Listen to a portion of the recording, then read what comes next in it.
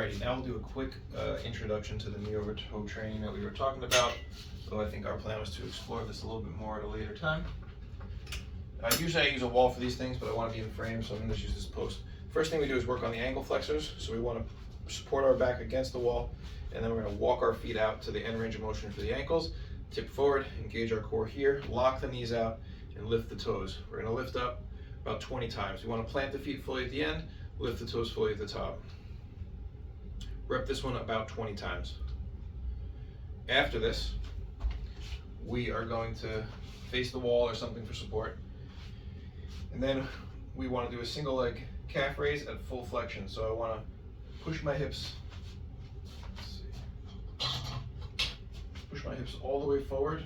So I want to have that full flexion of my spine, nice long Achilles and calf, and then rep out 20 reps here on each leg.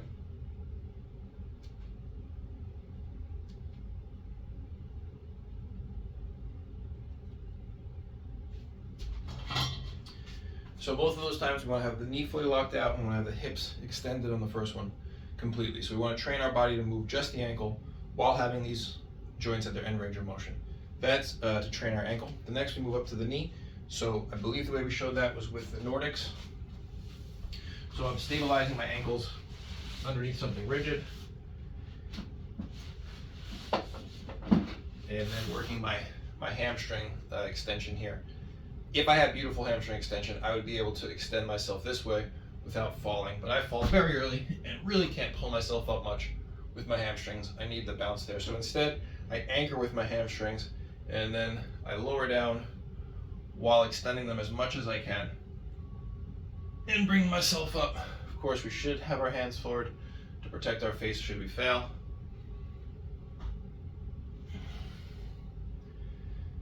Coming all the way forward to the top, pushing the hips all the way forward to the top.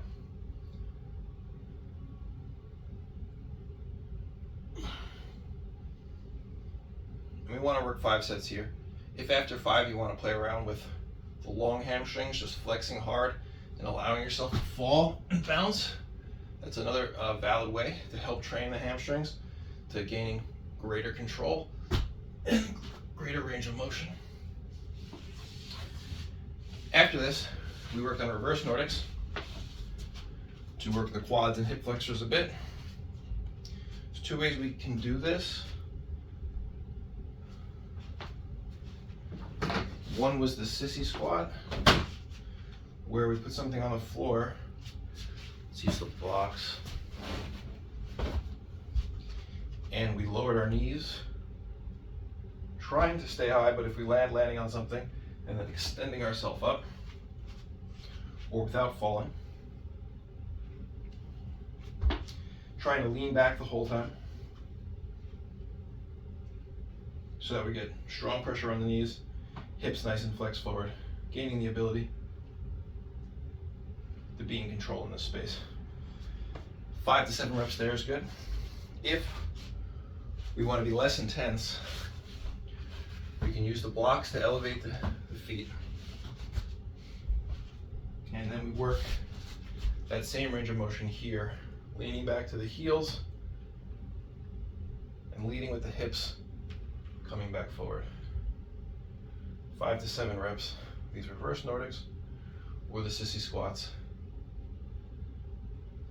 We'll work the knee flexors nicely. That's a good intro to the knee over toe training.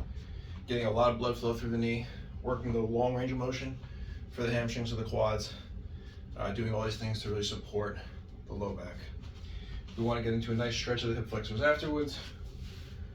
We come up against the wall or something, push our foot down up against, and then we push our knee into the ground as we try to walk ourselves all the way back, the whole time keeping that energy down to bring the hip flexor forward. Hold this for 30 seconds, do it on each side. Work the 4 exercises 3 times. Do this stretch for a minute, minute and a half on each side, so 2 to 3 times on each side. And that's a nice way to help reestablish and stabilize the knees before we do some heavier training with those later on.